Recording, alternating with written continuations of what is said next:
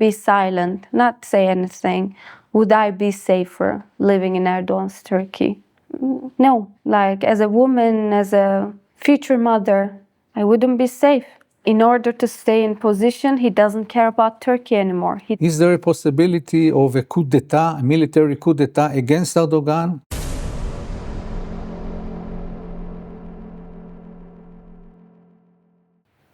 Today we are going to talk with a political activist, human rights activist, Türkü Avcı from Turkey, who lives now in Israel. How are you? I'm fine, thank you. Thank you. Are you excited for this interview? Of course, I'm interviewing with you. Okay, so what we want to do now, with your help, of course, because you know the Turkish politics and, of course, the Turkish society, we're trying to decipher the enigma, which is called Erdogan, so that you can explain to the people of Israel who is this guy and what does he want from the Turkish people, what does he want from Israel, what does he want from the world, and we want to know more about this man, why he is becoming in the last years so hostile to Israel. Some people say that he's an anti-Semite and he doesn't like the Jews, and we want to know what is behind this personality of this leader of Turkey. First of all, he wants to protect his chair. That's his main goal, and there is nothing he cannot do to not leave his position. And what do you mean he will do anything to stay in power? Yes, now what we see in Turkey is extraordinary. Like, I wouldn't think any of this when I was a kid. I'm talking about 10, 15 years ago. And we could never imagine that Turkey would come to this point. And now we are in a point that he can just jail everyone just like that. And like the guy, the head of the opposition. Yeah, İmamoğlu. They accuse him with every kind of crime that you can imagine, and they want 2,000 years for him, like 2,000 years. And now he knows he cannot win elections anymore, and he lost the support from people because economy collapsed. Everything collapsed in Turkey. And we have earthquake survivors that still lives in tent. And so now, in order to stay in position, he doesn't care about Turkey anymore. He doesn't care about the foreign policy. He doesn't care if he manage the foreign policy like wisely. He doesn't think about tomorrow. He thinks about today. Like, when you look at Turkey, you don't know which side do we support Russia? Do we support America? Like, Russia building nuclear central in Turkey. America has 18 bases in Turkey, and Iran doesn't like us because of Assad, and we declare national grief for Iranian leaders. And it's just, we don't know which side are we in, because Erdogan is trying to save today. He doesn't think about tomorrow. He doesn't think about the future. So now the Erdogan is just trying to protect his chair, and any policy he had, any speech he has, is according to his interest and his family interests. And but we didn't come to this point in like one night. It took 20 years. Even before 20 years, he was a mayor of Istanbul, and slowly, it just became normal to live with that. And today we are in this point. You say you will do anything to stay in power, to keep his chair. That means also that he will make political assassinations if necessary. Somebody is having a lot of popularity in Turkey, a politician, so he can maybe not put it in jail, maybe he can eliminate him. You know, at this point, I wouldn't be surprised about anything. Yes. They already assassinate people, we take him into jail. And now even our celebrities, they are so in silence because they know anything can happen to anyone. Even if you're an Erdogan supporter right now, you can be in jail tomorrow because you said something wrong. you use a word wrongly, you know. And so now everyone is in silent, and I wouldn't be surprised about anything he could do. Yes. And this really, really scares me, because when we see dictators, how they fall, it's usually when they're like in a place that they cannot save themselves anymore, they go to war or civil war. And it really, really scares me. So I think our opposition needs to work really hard to save us from that position. Okay. Your foreign minister, Hakan Fidan, there are a few analysts in Israel that claim that he is going to be the successor of Erdogan after he steps down. You think it's possible? No, like, because maybe if you would ask me this question 2 months ago, I would say maybe there's a possibility. First of all, I don't think when Erdogan falls, anything from his party or from his ideology can replace him. That's something I think. But about Hakan Fidan, last 2 weeks, there's a really there's a propaganda against him. Strong Propaganda coming from Erdogan himself. Erdogan supporters, his media, and he went to Syria. They interrupted his press media conference, and it was really disrespectful. And now they're trying to take him down, and which is also surprising for us. And so I think now they're trying on Erdogan's son. If someone is gonna replace him, I think they're gonna try to put his son in front lines. But last 2 weeks, what we see on Turkish media, that they're trying to take the Erdogan Hakan Fidan down. Yeah. But what is the purpose? What is the reason? Is it because he's popular? Is it because he's getting momentum, political momentum, or there is another thing that we don't know behind the scenes? There are a couple of things. First of all, he was getting really popular also around Erdogan's supporter. And also, he said something that he shouldn't say in their trip in America. And I don't really exactly remember what he said, but it was a thing about the planes and the army situation in Turkey. And also, he's a secret box of Erdogan for years. He knows all the secrets of Erdogan. Everything. He was the head of intelligence, and he was a man of Erdogan, and he knew everything about Erdogan, about his appointments, and the cabinet. So he's a secret box. So I cannot give you one reason why they want to take him down. There are lots of reasons. And I think they're going to change the foreign ministry soon. We will see it on the news. And how is the new head of intelligence, Ibrahim Kalin? Why did Erdogan appoint him to this position? He was really close to Erdogan. And it wasn't working like that before in Turkey.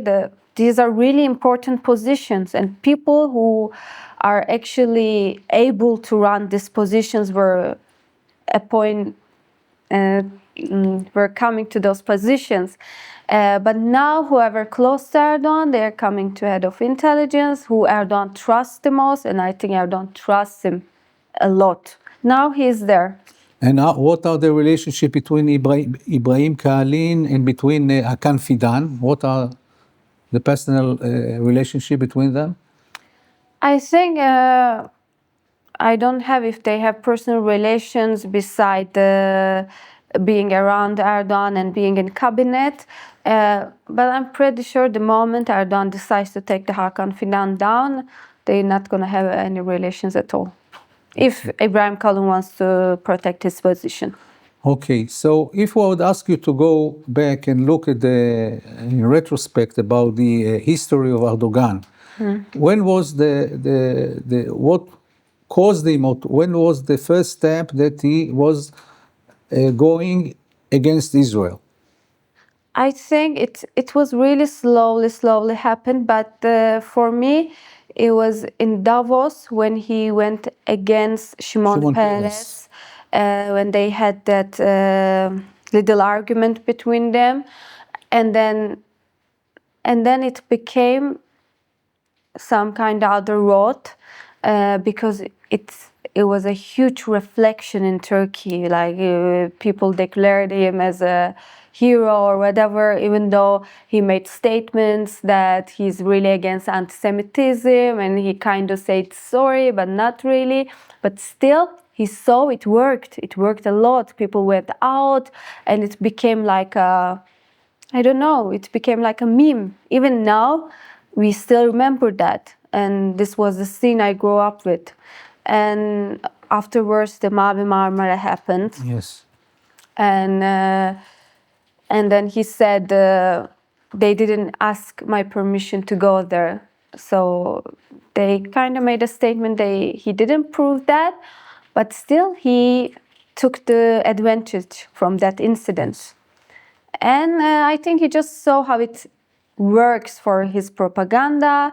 And then the Turkey became more radicalized with his management, and then Qatar's involvement and being together with Muslim Brotherhood. And now I don't think he can do anything that Qatar says no. So What is the source of his love to Hamas? Why does he allow them, the political leadership, to be in Turkey?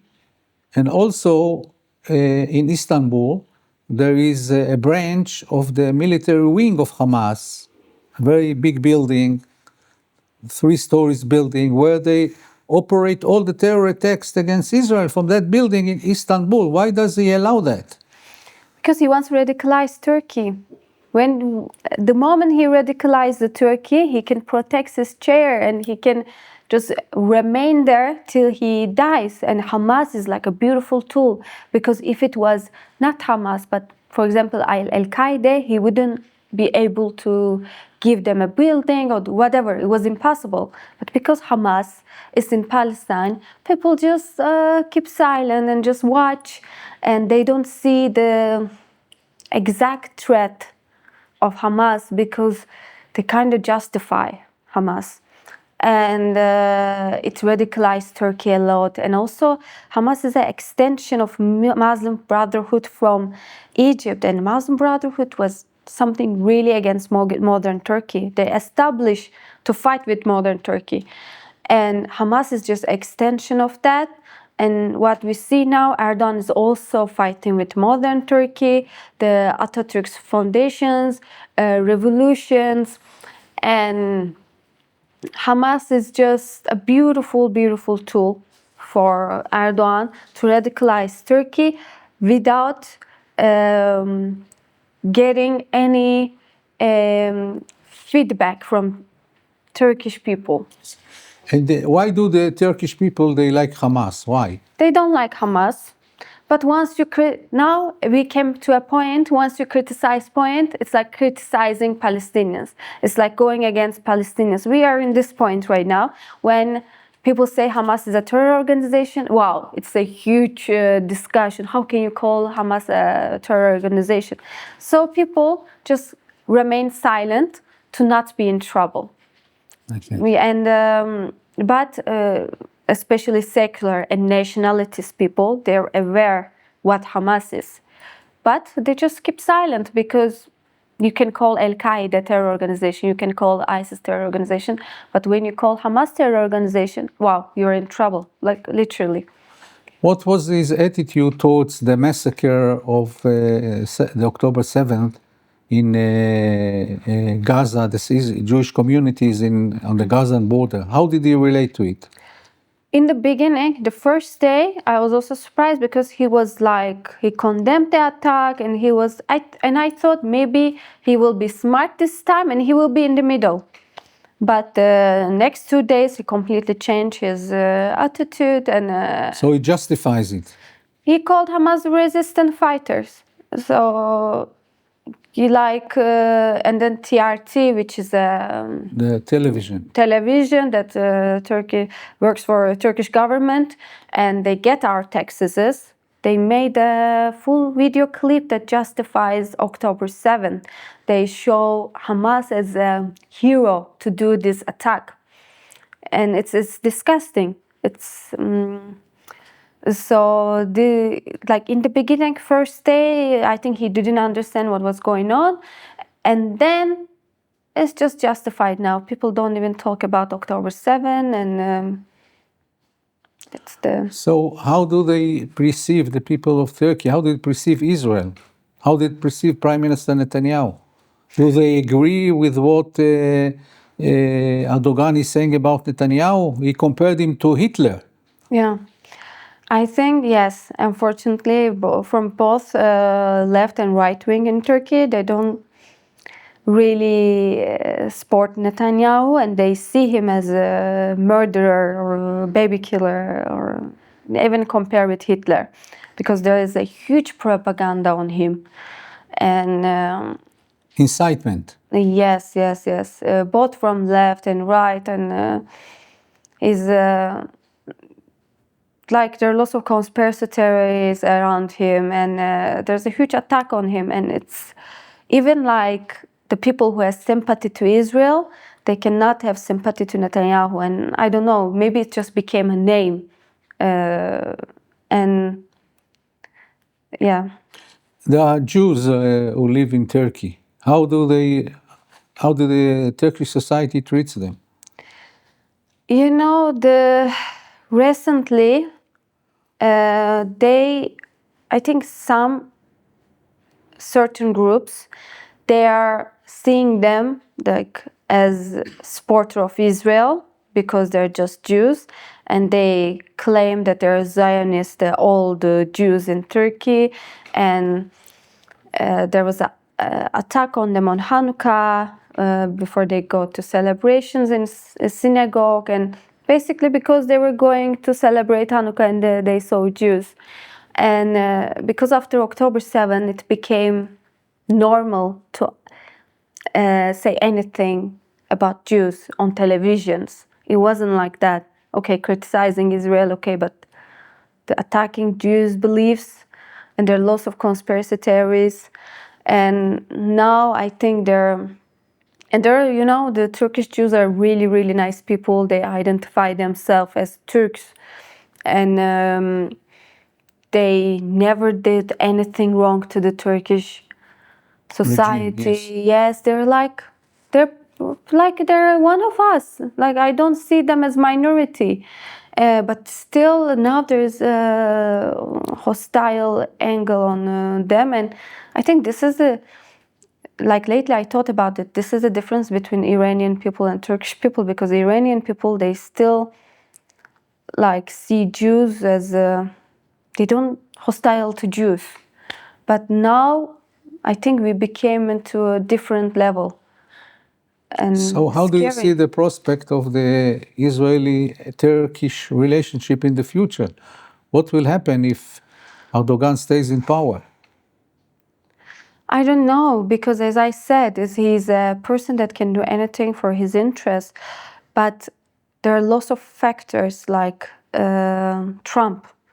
I think if in any kind of conflict, Trump will be the deal maker, and I'm pretty sure Erdogan is gonna listen him. Erdogan is not gonna take a step without his permission. And but I don't think it's gonna get better, because even though he will make deals behind the doors, he will continue his hostile speeches against Israel and Jewish people. When he says that he wants to liberate Jerusalem and the Al-Aqsa Mosque, does he really mean it? Is he thinking about occupying Jerusalem?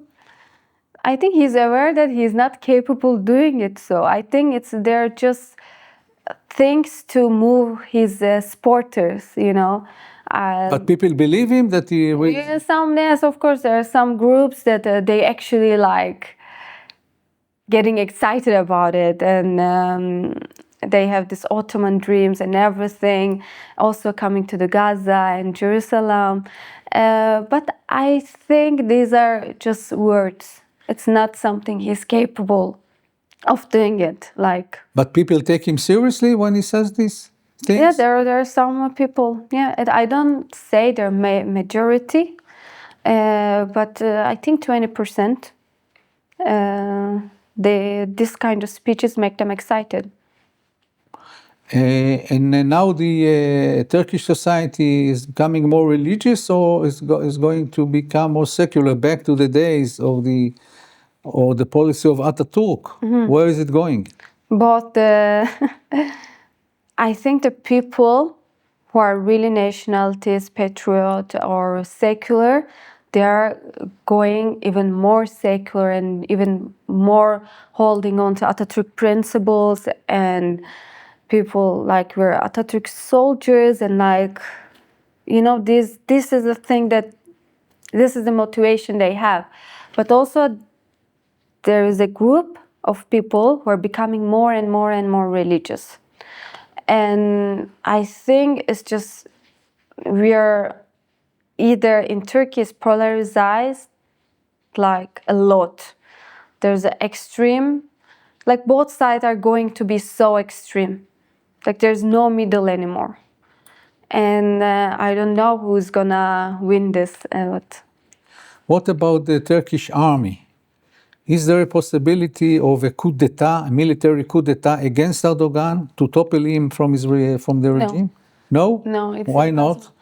Because now the army structure changed a lot, like a lot. When I grew up, our army was really secular and Atatürkist. Like they were so strict, and I could feel that this is like army, like strict people. And they were also against Erdogan and his policies, all kind of radicalization. But during the years, he shut down the army schools, which was a big mistake. And then he replaced the generals with his people. And now, like lately, there were 4 students from the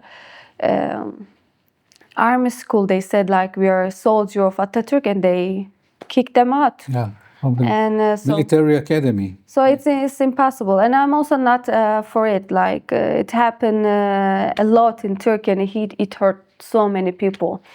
I prefer that he goes with democracy and with political movements, but it's impossible. The economic situation, very bad economic situation in Turkey. Don't you think it can spark like an intifada against Erdogan? I think it should. Until now, like I don't understand how people live without saying anything. It's really really bad. Like, and but people are afraid, and I don't think we have strong opposition to move people and make them say something against him without scared, and give them motivation. And people are, I think now, okay, we don't have money, but at least we are free. I think this became the mentality, and I think we kind of get used to it. I think it became normal to be poor in Turkey, and this is really, really dangerous. And you personally, you're not afraid to criticize Erdogan? That something will maybe try to take revenge of you?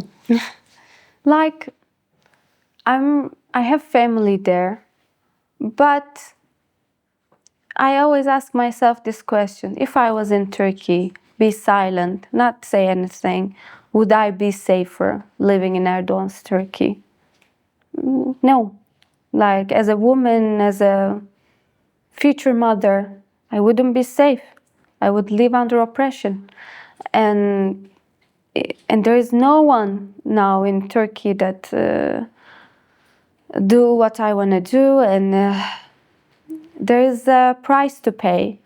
And there's a poem says like, if I don't burn, how are we gonna turn darkness into light? And like some people needs to get burned to bring some light. But you do plan to go back and live in Turkey in the future? In the future, yes. Now after Erdogan is gone? Yeah, now it's dangerous for me. I get lots of threats, and I know if I will go back, they will arrest me. And but also I think there are also young people in my age in Turkey. They're going on streets and they know they're gonna get arrested, and they still say something. And I'm in Israel, and I look at those young people, and I'm like, if I'm here, no one is gonna arrest me, and I need to do something for those people. So this is the motivation. Okay, before we finish the interview, you have any message for the people of Israel? I think I want to say thank you for everything they gave me, all the education, and I've been to their houses, and I became the person who I am today thanks to Israel and everything. And I would tell them to stay united, you know. It's a really small country to be divided. And so that will be my message. Thank you very much for the interview, and I wish you all the success and that you will stay with us in Israel. Yeah, thank you. That will Thank you. be good. Thank you.